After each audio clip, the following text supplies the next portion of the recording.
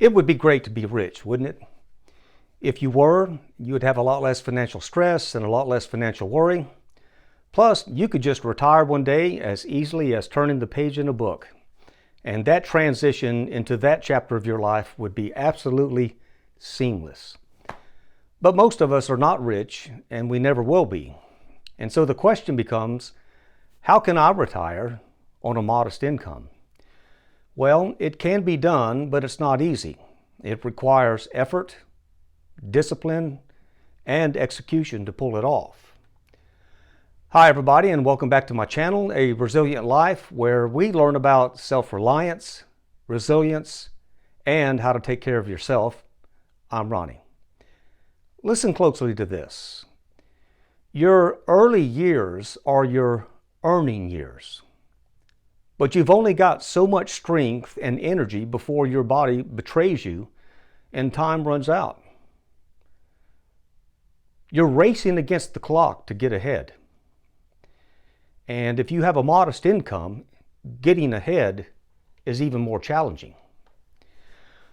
When I reached my 40s, I knew that if I ever wanted to get out of the workforce, that I was going to have to drastically cut my expenses, save as much money as I possibly could save, and become 100% debt-free.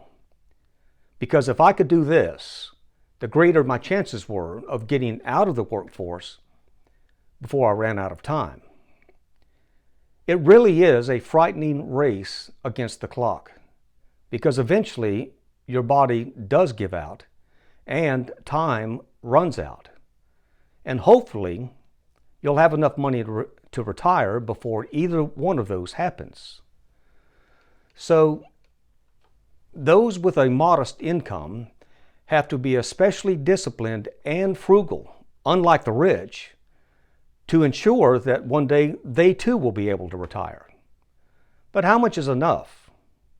What about all those financial guys who say that you need $1 million or $2 million to retire? And what about the big boys out there who say that you need 10 times or 15 times your annual income to be able to retire? Well, the problem with money is that it can feel like you never have enough.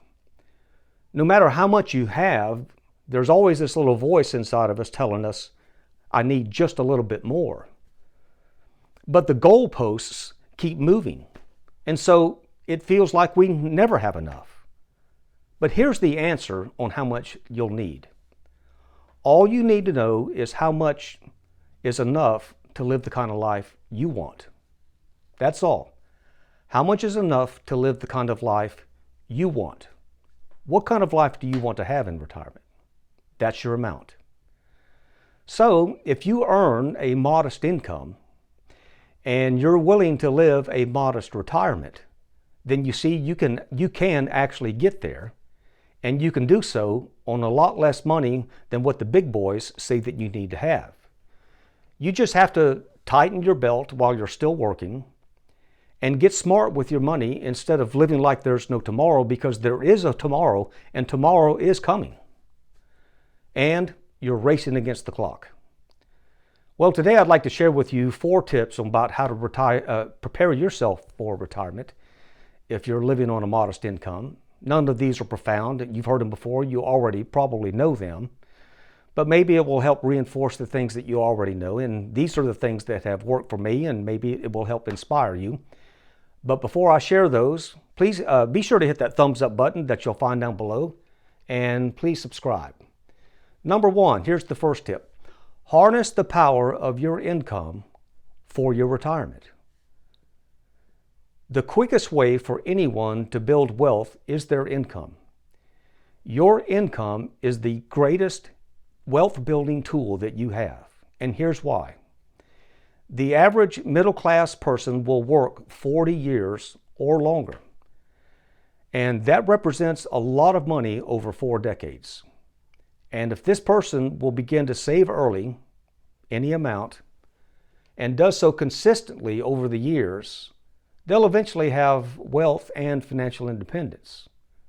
So instead of using your income to subsidize a high-end lifestyle during your working years, harness the power of your income for your retirement, which is eventually coming. Remember, you're racing against the clock.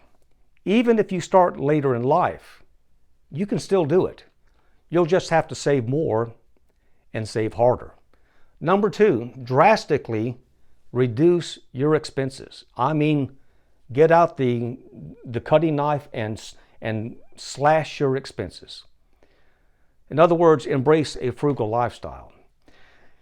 This means cutting out unnecessary expenses, mindless spending, and even small expenses that can quickly add up over time. For instance, let me offer an illustration. If you spend $5 a day at Starbucks on your way to work each morning, and then $15 for lunch, and then another $5 that afternoon for a snack, maybe some donuts, and then another $25 that night for takeout, that turns into $50 a day, or $18,250 a year. Do that for 10 years, and you have spent more than $182,000. That's $182,500 on things that have literally gone down the toilet. Now, of course, we got to eat food to survive, and who doesn't like a cup of coffee every day in the morning? But this just goes to show how quickly these small expenses can really add up and rob you of your money. Wouldn't you like to have an extra $182,500 in your retirement account, preparing you for that future day instead of it going down the toilet? Sure, we all would. And then there's things like subscriptions, like Netflix and streaming services, gym memberships, iCloud storage, Amazon, Prime membership, cable TV, Disney, Hulu, HBO, so forth and so on. These things eat up our money. Now, these kind of small expenses combined together is like hemorrhaging money. It's like a leaking dam just has leaks all across the dam, and you're just bleeding money, and it will compromise your ability to build wealth. If you're rich, then none of this matters. But if you live on a modest income, then it does matter, and it should matter, because you're racing against the clock. Number 3, get out of debt. There's just no simple way to say this, but just get out of debt. And your goal should be to become 100% debt-free. And here's why. If you have no debt, every dollar you earn is yours. It doesn't belong to anyone else, it's yours. You own every dollar. Your entire income is yours, not the bank's, it is yours. And when you reach retirement age, if you're 100% debt-free, you can retire on a lot less money than what the big boys say that you need to have and still live a very comfortable retirement life. The single greatest thing that I have ever done for myself on a financial level was to become 100% debt-free. Right now in my life, I have no mortgage, no car payments, no credit card payments, no student loans, no nothing. I don't owe anyone anything. And it has enabled me to get out of the workforce while I still had time. In fact, I've been mortgage free for more than 15 years, and I did that on a modest income. And I'm now living the kind of life that I've always wanted to live. I enjoy a simple lifestyle. My life is uncomplicated. I'm happy. I'm free from other people's drama. I come and go as I want. I have my own schedule. My life is full. It has purpose. I'm very grateful for what I have. And I'm really living my best life now. Number 4, open a retirement account. This is still a good strategy. And I'm talking about things like an IRA, a Roth, a SEP, or a simple IRA. Any one of those financial tools or vehicles is a good option. You see, not everyone has access to a pension plan provided by the company. And if that describes you, then you're on your own. And it's up to you to get it done. And believe it or not, a traditional IRA or a Roth IRA are still very good options. They allow you to save money in a tax-advantaged way. You can earn tax-free interest. Your earnings can be compounded each year, and you have investment flexibility. And not only that, an IRA is a retirement account that you actually own. If you leave your company, you still own your retirement account. And the simple takeaway is this: just having an actual retirement account that you can contribute to is a great tool to have for your future. You're setting yourself up for success. And this is what self-reliance and resilience is all about: learning how to take care of and provide for yourself. I recently read a story about the importance of discipline in regards to our finances, and I want to read this story and share it with you. This man wrote, "My dad just passed away at the age of 92 with a $1 million estate that he had accumulated through sheer frugality. He and my mother worked until they were 65.